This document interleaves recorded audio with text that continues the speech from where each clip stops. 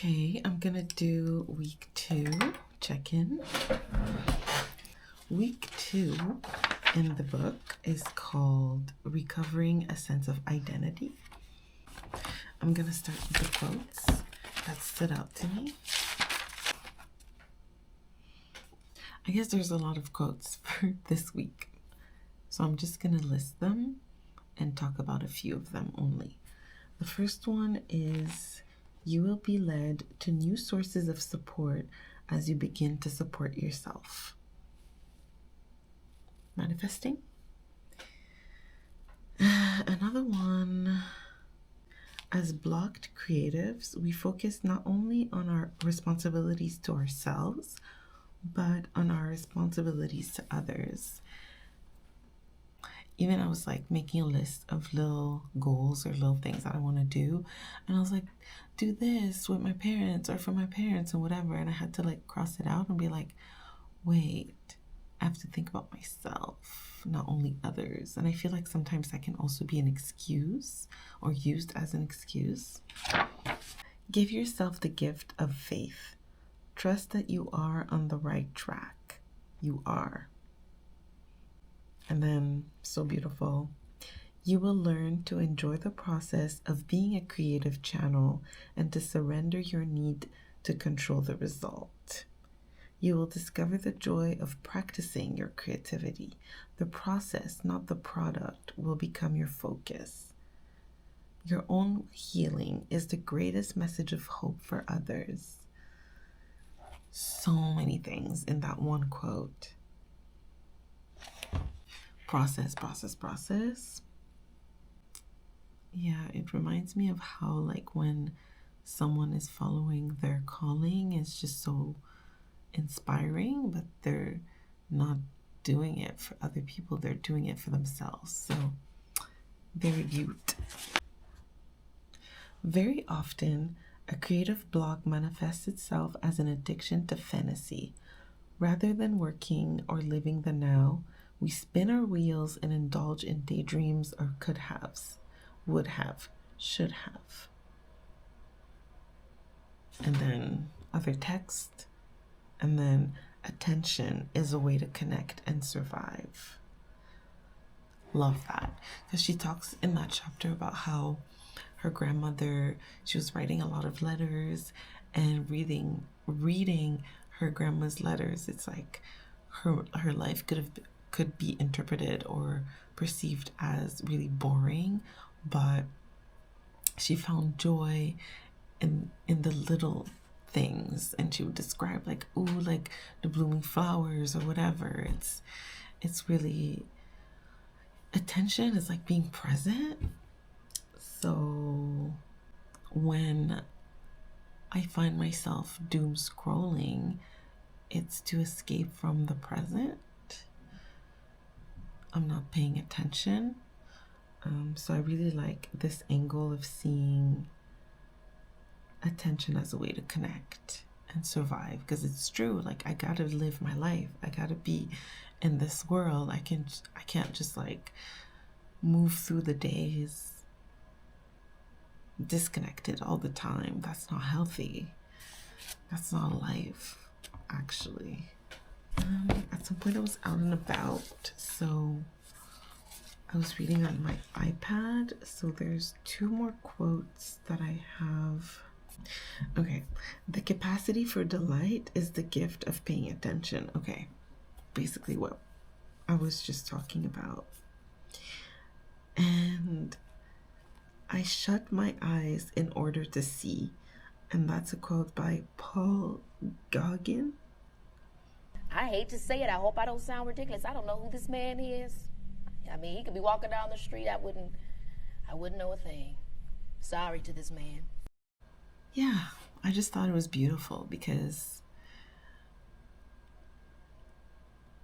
I connected to paying attention to the little details and closing my eyes to just feel. Yeah. All right. So those are the quotes. I found that this week went really fast, as time usually goes, But I found myself, like, even if I made the switch to the iPod and the flip phone, I found myself doom scrolling again because I needed to like check my phone for something and whatever, and that can be really dangerous. And something called revenge bedtime procrastination is like when, for example, there was a day I was so tired. I was just like so many meetings, so many like things during the day, and I just got home and I was doom scrolling, and then I was like, what the fuck am I doing? But that's the thing. I had such a long day, and I knew that the next day I would have another long day. And I guess, okay, so bedtime procrastination is when you have no control. And no, you want to reclaim that sense of control that you didn't have or don't have during your day, whether it's like with work or responsibilities or whatever. So it's like, even if you know that it's not good for you, it's just like kind of like a rebellion against your own self in a way, because it's not doing you any good, because you're gonna have less sleep, and then yeah. So I have to be really careful, even if I just switched phones. Yeah, so I missed a day of morning pages, and there's 2 days where I like brought the notebook to finish the pages somewhere else. And I also really wanted to do the affirmations every day, but I kept forgetting. So what I want to do, well, no, that's another part. And for the artist date, I was like putting so much pressure on myself to really do the wake up early to go see the sunrise. But I was talking to my friend about it, and she was telling me how like I was putting too much pressure on myself. Like, this time is basically for you. So like, why are you stressing yourself out to like absolutely do something particular when you could just take it easy? And I thought that made a lot of sense. So I decided to get my nails done, and I know that's what I did last week, but it didn't really go well because it was press on and they didn't stay on. So I ended up just doing it on my nails, and it was more than 2 hours. I really took the time, and it felt very like soothing. Yeah, I really felt like I was like treating myself, whereas last week when I was doing it, I was feeling pressured and like, like I wasn't really present. I wasn't enjoying it really.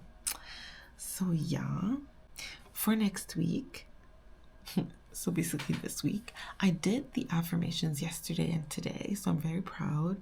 But tomorrow I'm gonna go into work, so I'll print the affirmations so that I can put it in my notebook so I don't forget. So like an action, right? It's like, oh, I want to do this, but it's like, how am I gonna get there? I have to think about the how. Also, to make the morning pages a morning ritual, so to have tea and play a specific album. I'll put it on the screen somewhere. I really love that album. Their voices are really soothing, and it spiritually makes me happy and makes me feel like I'm connecting. So Tea, that album from 1973, and candles or Kindle. I want, yeah, to really make it a cute ritual for myself, because it just feels more cozy, and it feels like I'm also inviting spirit, the universe, God, whatever, to just be with me at the same time. And I really want to dedicate a chunk of time of the weekend to plan the week ahead, including reading the chapter of the week. Yeah. What time is it? 11:21. Wow.